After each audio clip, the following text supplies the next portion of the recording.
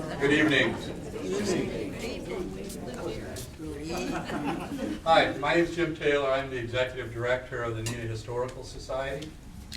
And before I introduce tonight's speaker, I'm going to make a couple of comments about upcoming events sponsored by the Historical Society. On November 12th, we have our annual fundraiser. We have information about this event at our desk over here. It's going to be a theme evening. Immigration to Neenah is the current exhibit at the Octagon House. I hope some of you have visited and enjoyed it. That exhibit is about to come down. And so on November 12th, we're having an evening at Ellis Island. So I hope some of you will be able to attend. There's information at the desk. On the 30th, that event is being sponsored by the Kessler Funeral Home.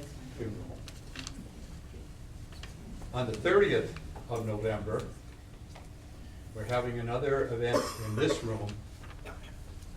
Karen Ann Hoffman will be presenting a program on Native American art and storytelling. That event is sponsored by Old National Bank. But for tonight, I'm introducing a former colleague, Becky Heidke Kiwatowski. Many of you, if not all of you, already know her. She's a longtime employee of the Historical Society. And if you came to the Historical Society with questions about who owned my home originally, or tell me more about my family, more than likely Becky was the person to assist you with that. Becky is still the treasurer of the Historical Society, but now has moved on to a different location. She works at the Kessler Funeral Home. So, this evening she's going to tell you about dearly departed. Becky. Well, thank you, and I'm so glad we get to all be together again. It's been quite a while since we had a program here at the Neenah Library. I mean, the last time we were here was before Jane was elected mayor, and I was sitting over at the table over there, and now it's 6 months later, and everything just seems so different. But I'm so glad that we could all be together tonight. I hope you'll enjoy the presentation. I had a visit from Tom Sutter a couple of weeks ago. He came to visit me at the funeral home, and he came up to me and he said, "Becky, I have some grave reservations about this new job that you are undertaking." And I said, "Oh, Tom, some of you must know him." He's the president of the Appleton Historical Society. But I told him, "Rest assured, Tom, it's all okay. We're all good." So tonight, what we're going to do is and that will be the end of my terrible jokes, because as much as I enjoy researching and accounting, jokes are not my strong point. So tonight we're going to talk a little bit about the history of Neenah and Menasha's family-owned funeral homes. I just wanted to give you kind of an overview of the program, kind of where we're going to go tonight. We're going to start off with a definition of some funeral terms. As somebody who recently started in the funeral industry, they have a lot of different ways they talk about things, and the way they talked about them has changed over the years too. So I thought to help us out, I'll talk about some of these terms so we're all on the same page. Then I'll take a brief look at some funeral industry history nationwide. And then we'll we'll compare that to how does that happen versus what we did here in Neenah and Menasha. Then my favorite part, we'll talk about some of the stories from funeral home families in Neenah and Menasha. All right, on to definitions. The first one I wanted to talk about, when we first talk about undertaking and funeral service, we're going all the way back to the 1860s, kind of. And when they first come out, they call it an undertaking service, which basically meant a management of the funeral. What they would do is they would have a mortuary, which would be the place where embalming of a body would occur. And sometimes, depending on how many people had passed away, they might also use what's called a morgue, which is just their fancy word of saying where they're keeping a body. As we move along in history, you'll see the change from things being called an undertaking service to today what we know of as a funeral home. Today, it would be a place where embalming may occur. It doesn't necessarily always occur there. People will come to the funeral home in order to make plans for their loved ones, and sometimes it's where visitations and a service may take place, or they still take place in churches as well. And then people that work at the funeral home, other than the accountants that are working in the basement, we have the embalmers, who are the person who is completing the embalming of the body and prepares it for viewing, if that is something that the individual family chooses. If there's a cremation, of course, that wouldn't be part of that process. And then the funeral director is the person who is in charge of helping families with creating a funeral, cremation, memorial service, or celebration of life. They're kind of like the coordinator overall of getting everything done. All right, now on to some more interesting things. So with the funeral industry history, before the Civil War, most of the time, families would do their own burial of their loved ones. They would do a service from home. It could be something very simple. You may have heard of the parlor in the family of the house. That would be typically where a funeral type thing would occur, where the bodies would be, that type of thing. And before the Civil War, embalming really wasn't something that was very common practice. The family would just have their, you'd go get your coffin, have it in the house, and then they'd have a service, and then the family would proceed to the cemetery or wherever they would have the burial. Things changed with the Civil War. At this time, with the soldiers being, like the northern soldiers being in the South, the families wanted an ability to say goodbye to their loved ones. So embalming became something that was a little more accepted, so that the families would be able to say that final goodbye. And the other thing was with Abraham Lincoln. After he passed away, his body made it across the country, and the people heard about it in the newspaper. And it was like, oh, if the president can have his body embalmed and it can look great and get all the way across the country and still look okay, maybe this is something that we want to consider for our loved ones as well. So after the Civil War, more people are thinking, embalming, that's an okay thing. That gives us a little more time to be with our loved ones after they pass away. Originally, before funeral homes became popular, it was something that the embalmer would come to your home and do, which is kind of, yeah. Wouldn't have been my first choice, but it's okay. You do what you had to do at the time. And then that's kind of how it was at the time. And then the rituals that would happen for your loved one who passed away, that it would be, there was more of a focus on the process of saying goodbye. There's an emotional ritual that some people could go through, maybe a psychological one. Religion was becoming more popular, and that had its own ways that they wanted to do the religious aspects of a funeral service, or maybe even a cultural one. Kind of like today, each culture has their own accepted way that they want to take care of their ones that passed away.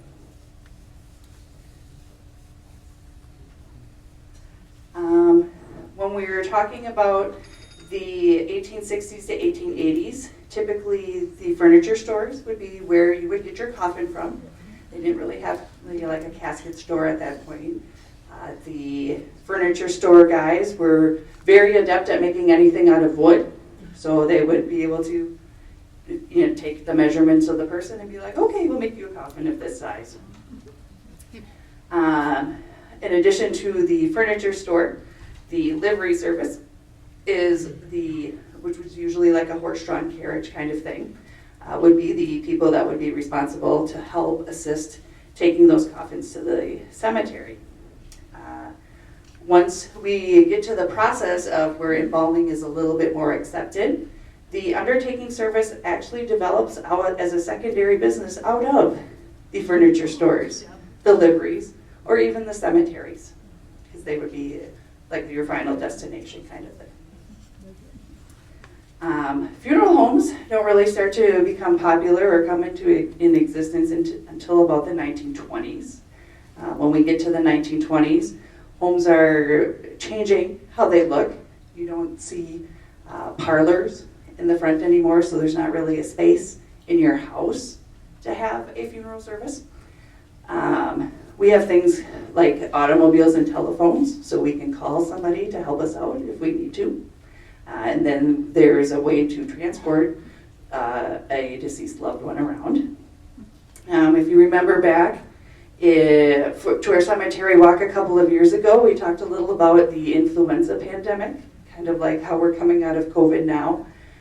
People were still a little afraid of gathering in groups after the influenza pandemic, so they were a little more hesitant to have a funeral service at their house necessarily. They could have it in a little bit bigger place, then they would be able to have a separate space for their funeral. There's also an increase in sanitation where people wanted to not have a dead body necessarily at their house. If they could have it, if somebody else could taking care of all of that stuff, that would be a lot better. So more people said, yeah, I think we'll have somebody else help us with that. And then a funeral home also provided a larger social space, so that if you had somebody who was well-liked or well-remembered, they would have a better ability to have a funeral service, so you weren't trying to get crammed into everybody's house.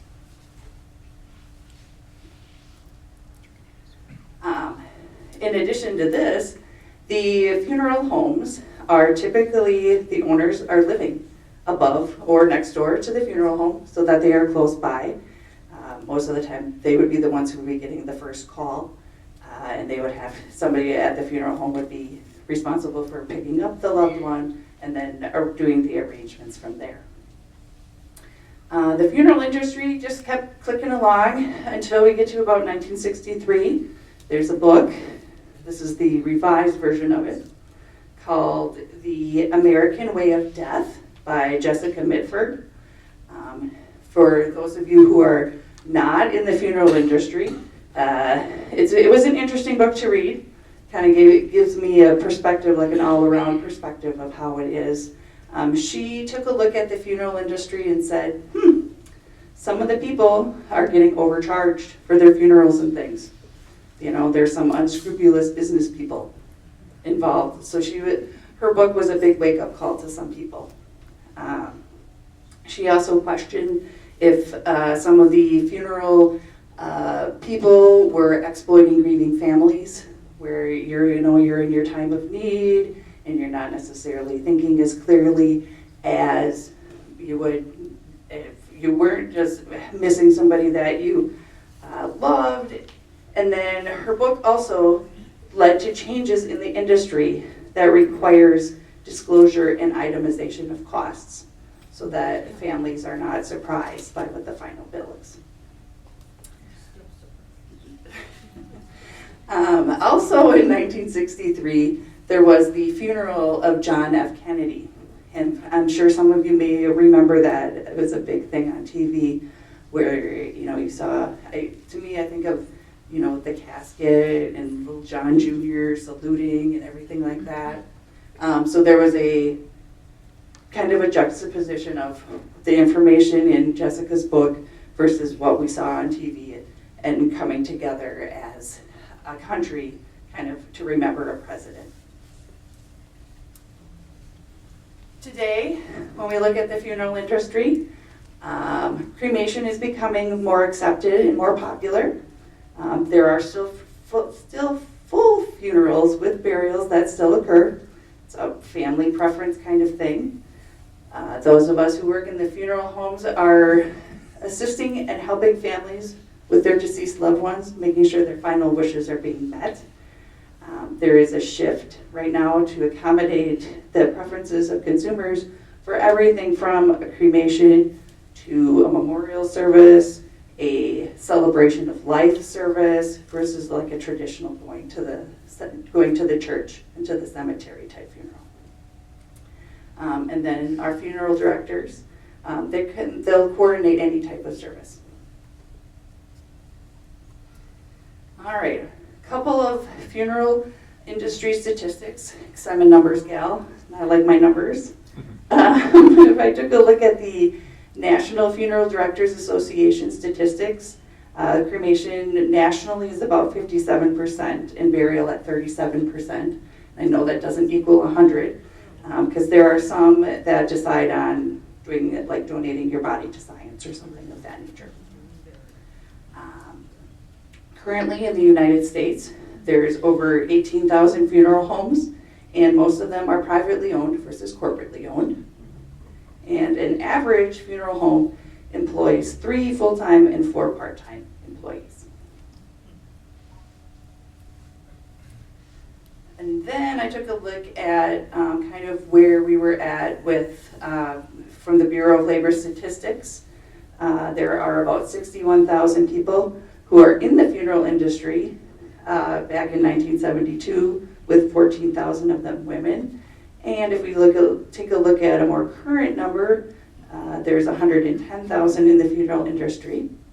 And the employees that are women have grown substantially. So there are a lot more ladies that are helping out. All right, so now that we've got through the basic history kind of overall, how do Neenah and Menasha compare? If we think back to our Tracing Our Paths exhibit with Neenah, when we were taking a look at like statistics with our immigration and that pre-Civil War, Neenah and Menasha are really little towns. We don't have a whole lot of people here. What we had that matched with the national trends was that in downtown of Neenah and Menasha, we have furniture stores, and the furniture stores are the ones to advertise undertaking services.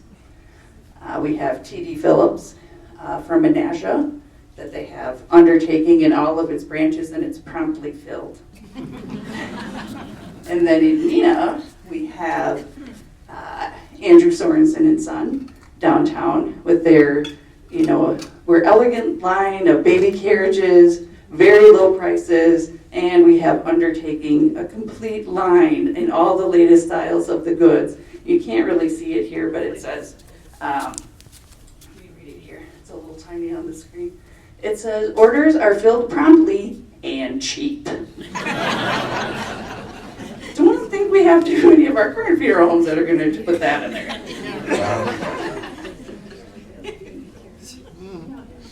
All right, so then I took a look at our city directories. In 1893, we have the city directory for Neenah and Menasha. We had 3 funeral homes or 3 places. Most of them were the furniture stores that were offering undertaking services with William Beckman, Hans Jorgensen, and Sorensen and Son, who we just saw on the last page.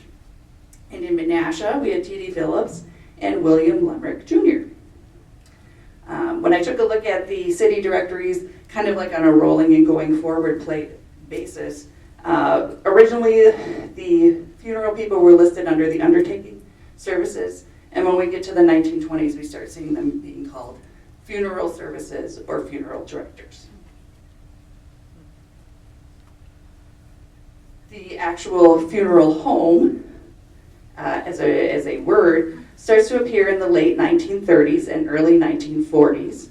So I took a look at the 1944 city directory, and some of these names might look a little familiar.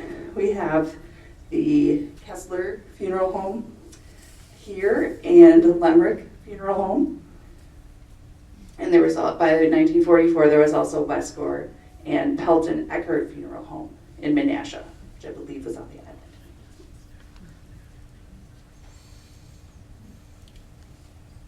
All right. So now what I wanted to do was to kind of go through the family funeral homes in Neenah and Menasha, kind of give you guys a couple of stories and interesting things that I found out as I was doing some research. I focused on 5 of the major ones. And what I did is I tried to, if I could, interview some descendants, or I conducted some research, took a look at what the files we had at the Neenah Historical Society and my friends at the Menasha Historical Society, like Shirley, my research buddy over here. The two of us, we were able to pull quite a few interesting little tidbits out that I'd like to share. And this is really why you guys came in here, really want to hear the other part. I know, it's okay. Now on to the fun stuff. All right, the first one we're going to look at, we're going to take a look at the Laemmrich Funeral Home in Menasha. This is one of the longest lasting funeral establishments in Menasha. Originally we have Gottlieb and William Laemmrich. They immigrated from Saxony and arrived in Menasha about 1852. So they were here quite a long time. Originally they had a downtown store on Main Street with furniture and coffins, and they were excellent woodworkers from what I understand. William carved the altars for many churches, including St. Mary's Church in Menasha. Kathy Humsky from the Menasha Historical Society shared the St. Mary's Parish Memories book for 125 years in Menasha. And in this book, they actually have pictures of some of the carvings that William did, and they figured that they were installed about 1890.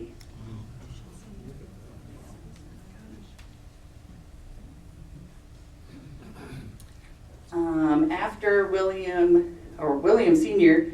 Was kind of like the original one who did the woodworking, the coffin making, and things, and started the funeral home before it was called the funeral home. William Sr. tragically passed away in 1895, 6 weeks after his son Alexander died. Yeah, and I think it could have been from a broken heart, because it sounded like their family was hit pretty hard by Alexander's passing. His other son, William Jr., runs the undertaking and the funeral establishment. And William then trains his sons, Joseph and Clem. These pictures are from one of the little history books from the Laemmrich Funeral Home that we have, if I can find it here. Has a little photo of the funeral home and the information about their history that Clem wrote.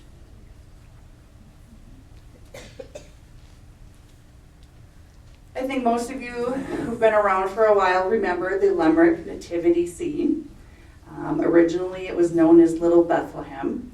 And instead of actually reading this whole thing to you, one of the things that my friends at Menasha shared with me was one of their newsletters where Dick Laemmrich wrote about the tradition of the Little Bethlehem nativity scene. So I'm going to read it to you in Dick's words instead of mine. How a tradition was born.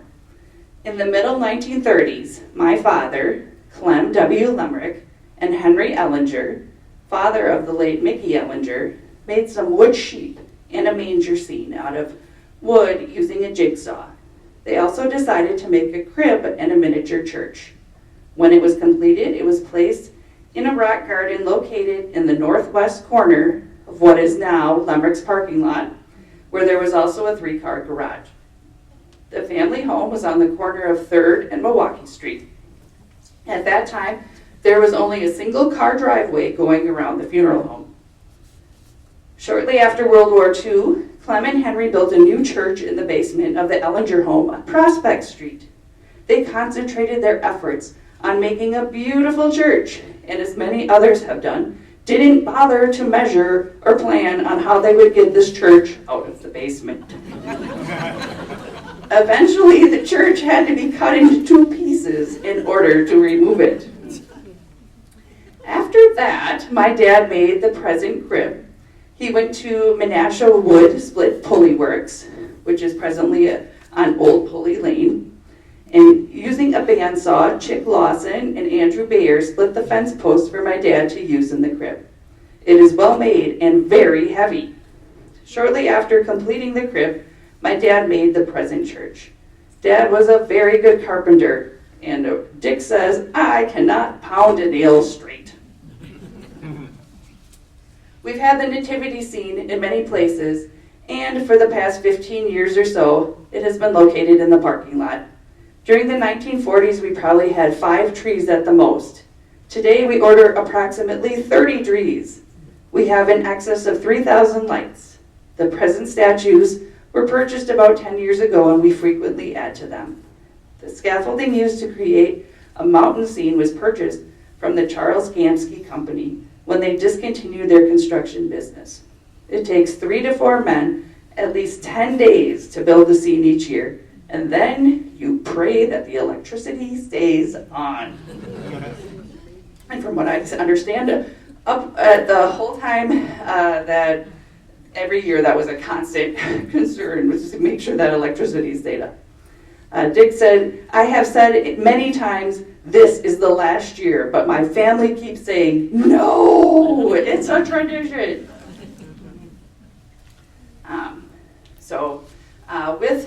With this display, in 2002, it was donated to the St. Patrick's Church, and it is currently on display. Yep, if you remember St. Patrick's, it's on Doty Island, so that hopefully this year you'll be able to go check it out.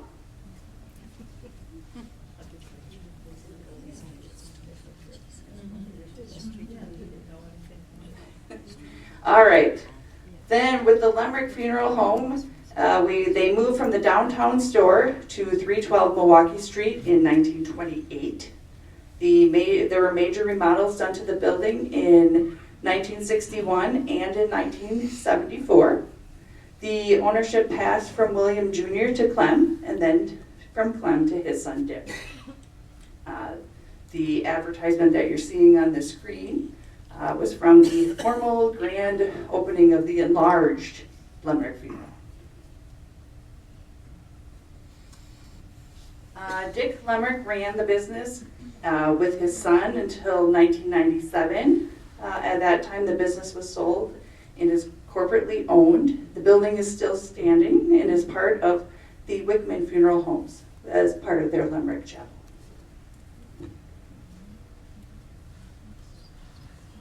All right. Also in Menasha, we have the Brown Funeral Home, which this was on Broad Street.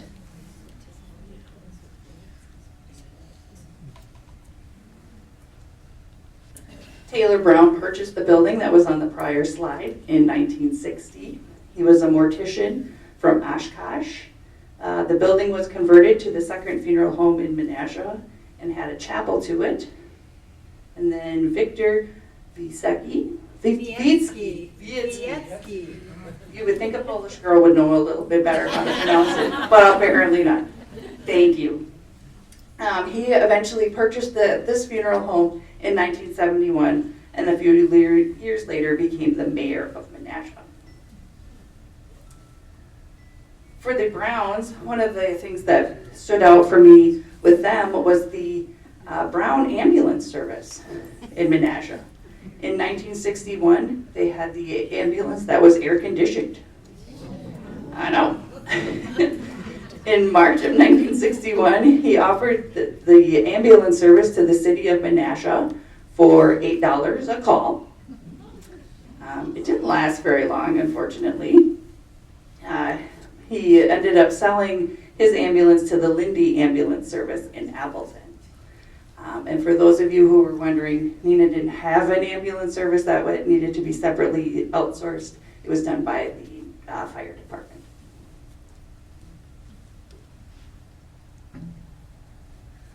All right. The Hewer Funeral Home. I'm going to guess that most of you probably have not heard of this funeral home, and I hadn't either. What happened was, at the Neenah Historical Society, we have a lady who every once in a while would email us and say, I found this really cool thing in my father or my grandfather's things, but it's not something that I really have any use for. Would you guys like it? So it would be like a little trinket or a little piece of paper or something like that. And she would do fantastic research on whatever this item was. And I thought, this is great. And one of the times that she sent us something, and I don't even remember what it was anymore, but she said, I was looking on your website, and I see that you guys are going to do a presentation on funeral homes. And guess what? My family owned the Hewer Funeral Home. So, and then she said, would you like me to send you some information and some pictures? And I said, yes, please send me some pictures and some information. So this section is mostly courtesy of Beth Overstad from Minneapolis, and I thank her for answering all of my hundreds of questions. Her grandfather was Ernst Hewer. He was a German immigrant, originally trained as a carpenter, as we see. In 1899, he had an injury involving his thumb that made it so he couldn't grip and be able to do things as a carpenter. So he had to make a career change. Originally, he started in Dale, Wisconsin, and then moved to Omro and New London to be an undertaker at a furniture store. And he also was a traveling salesman with the undertaking supplies, which was what the embalmers would use when they would come to the houses to do embalming, and then later at the funeral homes. And he also sold some caskets. In 1933, he moves to Neenah, and he purchases a building on Church Street from the Knights of Pythias, or Pythias, I'm not really sure. Pythias, thank you, where Ernst is a member. And they were selling their clubhouse, and he thought, oh, this would be a great place to build, or to open a funeral home. Ernst also sold burial vaults, which are what you need at the cemetery to put the casket in, so that at the cemetery the ground stays somewhat flat and not super bumpy.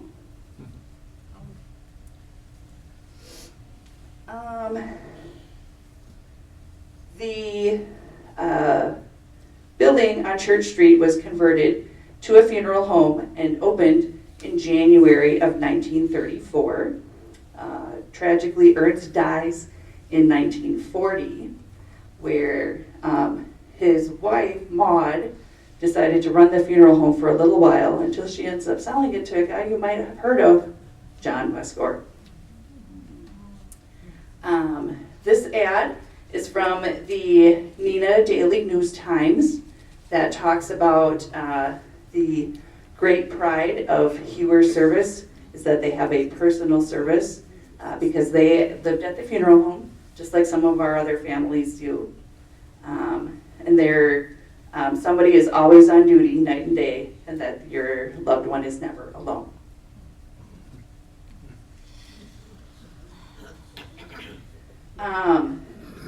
Beth was nice enough to share some memories that she talked to her father about. Her father grew up on in the funeral home, living above it with his parents.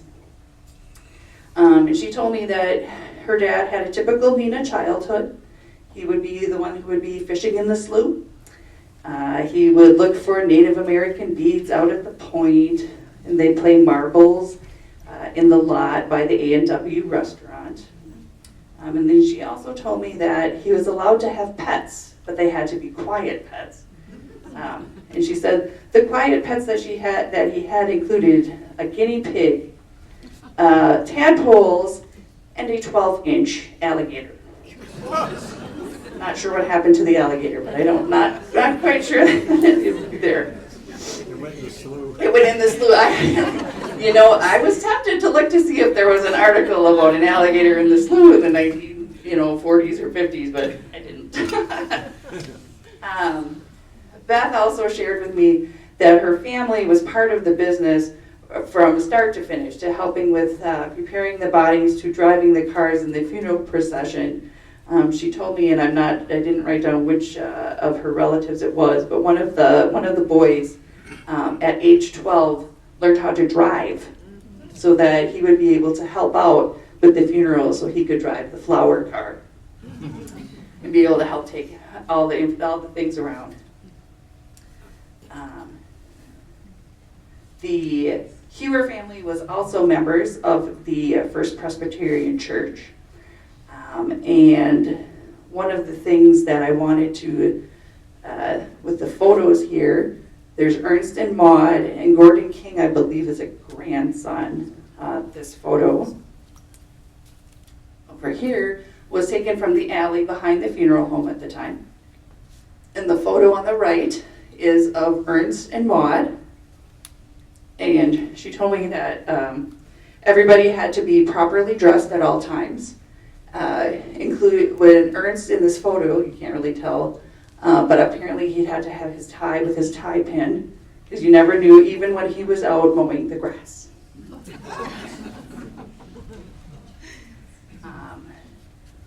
Beth also shared with me that after she sold the funeral establishment, that Maud went on to work as a private nurse, and from what we have figured out, that she may have been the private nurse for John Nelson Bergstrom and worked with their family. Because Beth said she has a lot of memories of going out to the museum, to Bergstrom Mahler Museum, when she was a kid. All right, so after the Hewer Funeral Home, we end up going to the Westgor Funeral Home. Originally, John purchased an interest in the Hewer Funeral Home at 117 Church Street, and later he became the sole owner. John grew up in Peshtigo and helped with the funerals when he was younger. He graduated from mortuary school in Chicago and then came to Neenah. The little advertisement towards the bottom talks about the announcement of the partnership between John Westgor and Mrs. Hewer.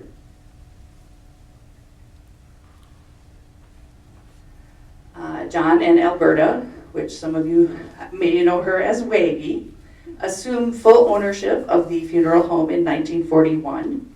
And then shortly after, John decided to enlist in the Army and served from March of 1945 until May of 1946. So Waggy is at home, trying to run the funeral home, and has 2 young sons. Apparently she did a really good job. She had some help from the Laemmrich family to make sure that all of the embalming and that type of stuff could occur. But from what I understand, Waggy was a pretty good nurse on her own. So for the Westgors, Ted grew up in Neenah in the funeral home. They lived above. And then Ted later on became part of the business in 1973 and assumed the ownership in 1985 when John and Waggy retired. For Westgor, they decided to take down the old clubhouse and build a wonderful new building in 1994. This is a picture of the current building that faces Doty Street. They also have a Menasha location that was added in 1998. And the third generation, Sarah Westgor, joins the business in 1999. Today, Sarah Westgor and Bob Carmen are current owners. One of the nice things about the Westgor family that I found very interesting was all that John, Ted, and Sarah all have served as presidents of the Neenah Rotary Club. Ted was also a big part of the Neenah Historical Society. He also did a presentation about funeral industry type things quite a few years ago, way before my time. But he was able to do that. And then Westgor, who is pictured in the corner below, she contributed over 3,000 hours to the Neenah and Menasha Red Cross.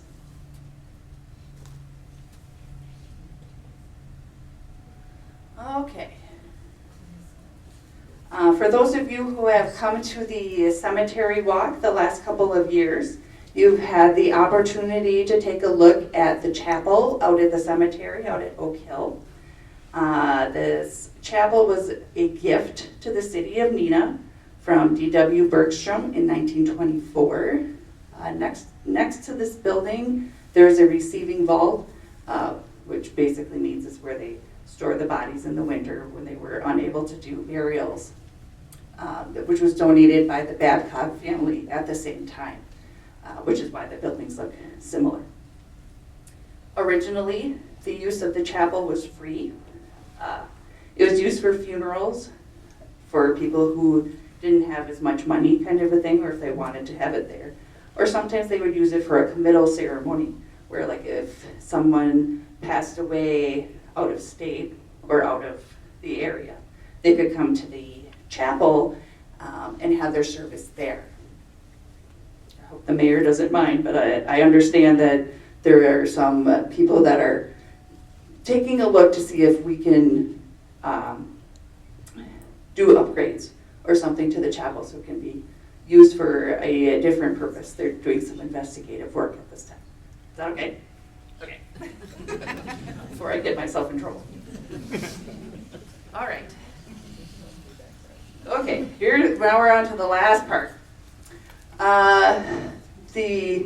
Earlier we talked about the Sorensen and Son funeral home.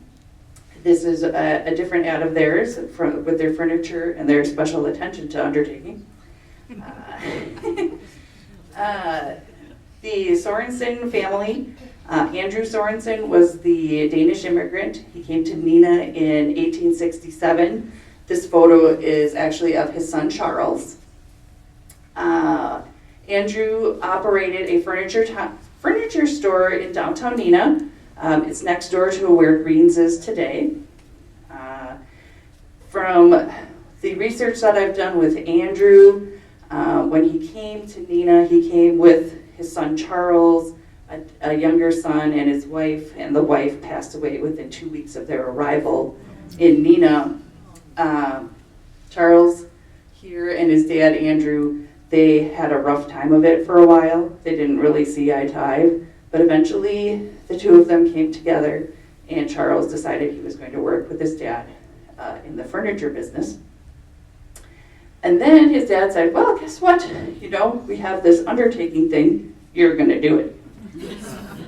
So Charles takes the undertaking things up. Charles runs the business. I'm not really sure why, but if we look in the slide before, Andrew spelled his name with S-O-N, but sometime after Charles took over, he changed it to S-E-N. I'm not sure why. Charles ran the furniture store and the undertaking business. His son, Charles Jr., later joins the business and it is renamed as Sorensen & Son.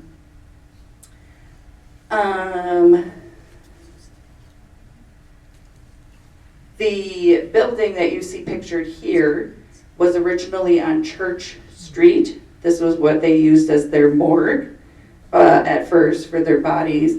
And then they made it into a chapel where they could hold services. Unfortunately, this building is no longer in existence. But space became an issue with the Sorensen furniture store and having the chapel and having to run in between the two if they were trying to do things. So Charles is on the lookout and he's looking for a new place to have a business, and he sees this little house. And he thinks this is a great location. If you may not recognize all of this building now, because it looks a little different today, but this is 304 South Commercial Street. It was originally the home of Hattie Stritty Burke, built in the 1870s. And after Hattie passed away, and it was apartments, Charles decided to bought it from her widower and decided this would be a great place to have a funeral home. It has a nice location, we can have some parking, and it looks like a home, and we can have everything all in one place. So he does some remodeling and establishes a new funeral home in 1934. There was an interview with Charles Sorensen in 1945 in the Neenah Daily newspaper that kind of went through Charles's life and his career and how they, made different, with the coffins and everything. And he kind of walked everybody through his business. And when he retired from the furniture business in 1945, he left the funeral business in 1940. One of the things that he said was, or that they said in the newspaper, was that with Sorensen and Son ending as a business institution, there were only 2 other stores that had histories that were longer than Sorensen and Son Funeral Home.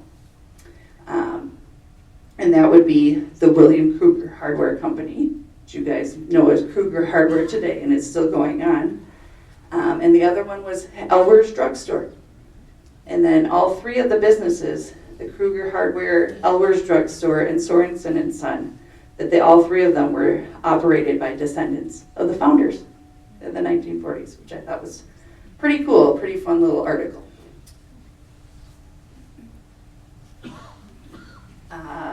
Art Kessler becomes a funeral apprentice for Charles Sorensen Sr. The original intent was probably to have Charles Jr. Take on the family business, but he unfortunately passed away unexpectedly in 1945. So Art and his wife Margaret became the business owners in 1940. They purchased the business from Charles Sorensen Sr. And in 1941, they renamed their business the Kessler Funeral Home. Margaret was one of the early female funeral directors, and she was pretty involved in the business. One of the things, as I've learned a little bit more about Margaret at the funeral home, was that Margaret was a grieving person herself. Her brother was a World War I soldier who passed away in France. I believe there is a post that is named after him over in the Whitelaw area. So for me, one of the things, it's one thing to work in the funeral industry if it's something that you really, that's like your passion and something that you like, and it's a completely different thing when it's when you've had tragedies happen to you in your life and you can still be able to say, yes, I want to help people and I want to be a part of this business as well. With the Kessler Funeral Home, they did do a remodel and expansion of the property in 1960 to make it look more like what it looks like today. Art and Margaret had 5 kids that lived in the apartment above the funeral home property. But Art and Margaret also owned a couple of the houses and things like around them, so that the kids could go run around and make noise somewhere else instead of being there for the funerals. Their son George joined the family business in 1966 and became an owner in 1972. This advertisement is one from the 100th anniversary of Neenah and Menasha becoming cities. And this is the only one that we're aware of that actually has a picture of Charles Jr. And this is original Charles Sr., Charles Jr., Art Kessler, and George Kessler.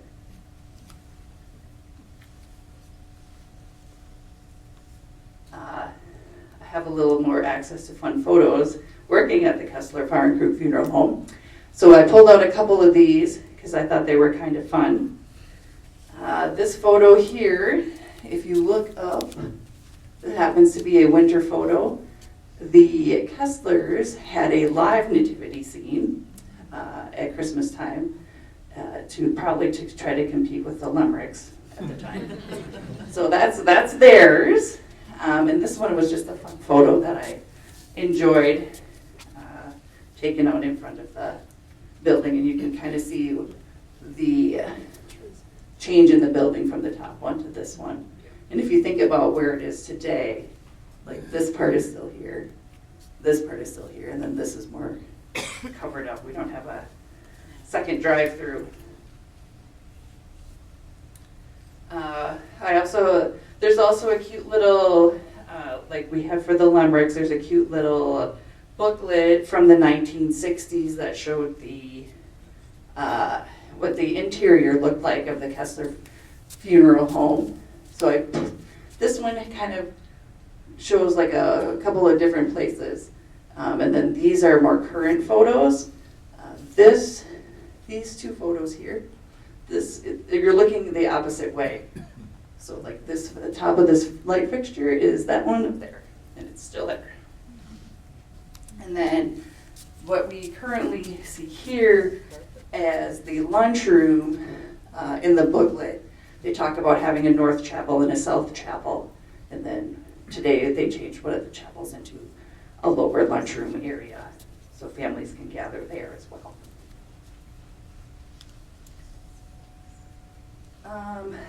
George Kessler performs funeral services for over 50 years, and he retired in 2017. And currently, Patrick Fahrenkrug is our current owner, and he changed the business name to include his name this year. Now my favorite part. When I was looking around in the files and things, we have records at the funeral home from way back to Charles Sorensen. They have like these little books of history, and they have like a listing of all of the people who passed away and all the funeral services that they did. So we've got them from the 1890s all the way through. So the Charles Sorensen's 1890s through 1940, they look like this. It was interesting to page through them and take a look. They kind of read, if you think about it, the Kessler Fahrenkrug Funeral Home, the history goes back to the 1886. So when I was looking through these kind of read like a who's who of Neenah at the time. This one is 1891 in September, October, and right here is when Charles Clark passed away in New York. This is the record of him being sent back to Neenah, and then Charles Sorensen was able to help with the burial.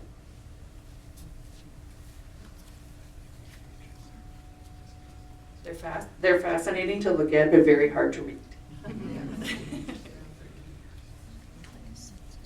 And that's the ending of our presentation. I wanted to say thank you to Shirley from Menasha Historical Society for helping, and for Beth for all of the wonderful information that she gave me. And then if you guys have any questions, feel free to come up and talk to me, and then I'll answer them up here. Otherwise, thank you all for coming. We look forward to seeing you again.